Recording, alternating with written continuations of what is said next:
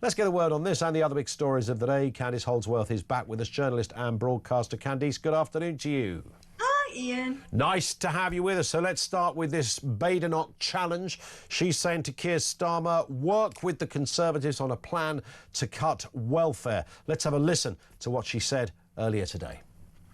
There are some people in government who must know that things need to change. You can picture their faces looking at the latest OBR figures, but the truth is they came into government with no real plans for how to save money, only how to spend it. That's why they are in trouble. And that is why today I am making the Prime Minister a serious offer, because the Conservative Party will always act in the national interest. If he is serious about cutting spending and really bringing down the welfare bill, we will help him. The last time he tried this in July, the Prime Minister was humiliated by his own backbenchers.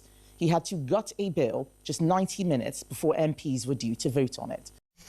And, of course, she didn't vote for it either, Candice. Interesting, just got a message from Steve in Tenbury Wells who says the Tories were useless, Labour are useless.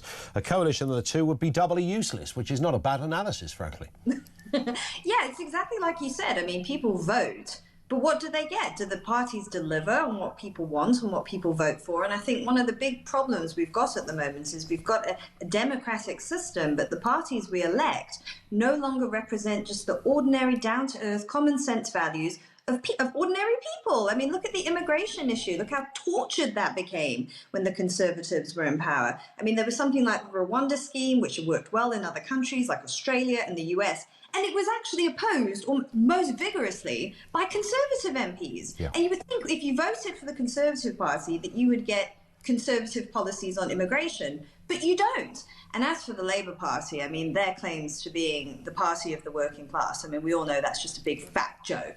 I mean, they have long departed from that. I mean, they are still the party of Jeremy Corbyn. It's just in the last election they kept very quiet about it because they knew how much it would put people off. So, I mean, I think Kemi Badenoch, I mean, this offer is just going to be laughed at by Labour. Labour love to hate the Conservatives, even if it's just to performatively hate them. Yep. They need to have someone to blame for everything, and they will never, ever, ever work with them. I think the problem is with Kemi Badenoch as well is, I don't know, you know, she's sort of a diminished authority figure herself. I mean, the Conservatives are absolutely tanking in the polls. Many in the party are even questioning her leadership. I mean, that's what I get whenever I'm around, you know, people involved with the Conservative Party. So she's not really in a very strong position, although mathematically, when you look at it, if they were to vote for this for welfare reform, it would help Labour, but Labour will never, ever, ever be seen to be holding hands with the Conservatives, if they can help it. And, of course, I suppose part of the theory of this, it makes the Tories look as if they're being fair and look at us, we want to work together,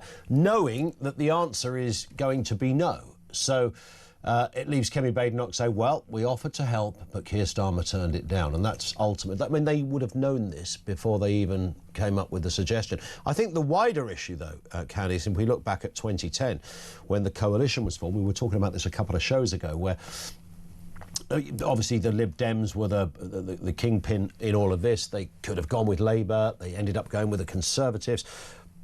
And many people at times say, well, why don't the Conservatives and the Labour just get together? But that will never, ever happen.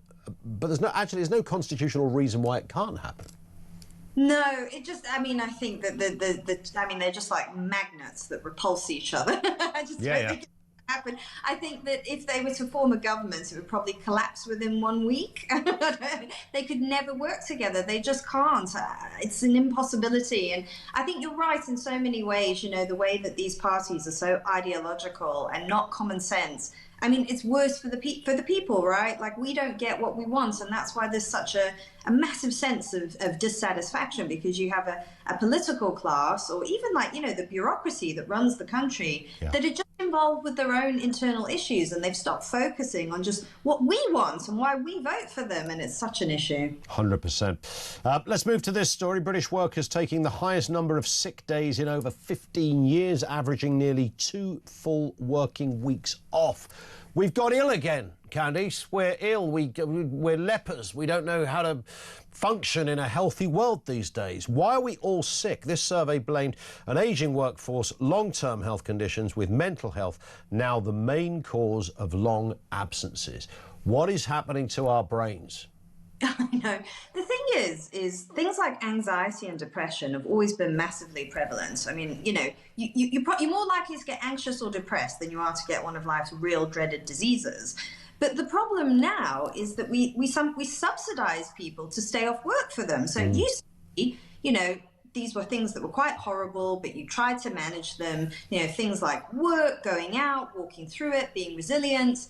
Those were seen as the best ways to manage stuff like anxiety and depression. Now we tell people, sit at home, don't go to your job, like don't engage with ordinary life, and we'll pay you to do it. And number one, economically, it's not going to work. That's how we're going to lead the country into absolute bankruptcy and ruin. It's already happening now. Yeah. And two, it doesn't help people when they're suffering from these things. Isolating yourself at home, not having any purpose, not having any meaning. It's actually not a kind thing to do at all. You're enabling someone. I mean, I know people who've suffered with serious, you know, mental health disorders, and the best thing for them was to be out there in the world earning money so you can feel proud of yourself and having meaning and purpose and something to get up for every single morning. Otherwise, I think people can collapse into very bad habits. I think it's becoming easier and easier now, though. And I think a lot of it is led by the public sector, particularly to get sick notes or for people to say, oh, you're feeling anxious today, don't worry, stay at home. And that actually doesn't build resilience in any way. I mean, we know that. I mean, I can't believe I even need to say that. But, you know, I think at age like my age, mid to late 30s, people do feel a huge amount of anxiety because they've got so much responsibility and obligation. But you can't just pack it all in. But having anxiety is not a disability in that sense. I mean, obviously there's gradients, and there are people whose anxiety is so off the scale it tips into other challenging areas. Full sympathy and understanding of that. But I think we're kind of living in a world, aren't we, where a bit of anxiety is enough to take a day off work, which would it'd have been unthinkable 20 years ago. Oh, definitely. I mean, people just would not have seen it. It's becoming more acceptable now. And in some ways that's good, right? Like the stigma around mental illness is largely disappeared, but you have to be so careful, like I said, that it doesn't tip into a culture of enabling. And I think that's what we forget when it comes to mental health conditions, anxiety, depression, is that actually learning to manage them and learning to navigate the world while still struggling with them is better. I mean, I was talking to a friend of mine over the summer. She's a child psychologist, and she said that most of the kids she sees, they suffer from things like anxiety, but her approach is never to remove them from school or to take them away from the things that are making them anxious. It's actually to help them to learn to cope with it so that when they're adults, they've got those skills. And I think most people who work in the psychology profession know this, but a lot of ordinary people don't. And I think it's time we learn that we start seeing it differently. It's not cruel to ask people to carry on with their lives. Well, listen, we'll throw that question out as well. Candice, thank you very much. Stay with us. We're back with more from Candace Holdsworth in just a few minutes.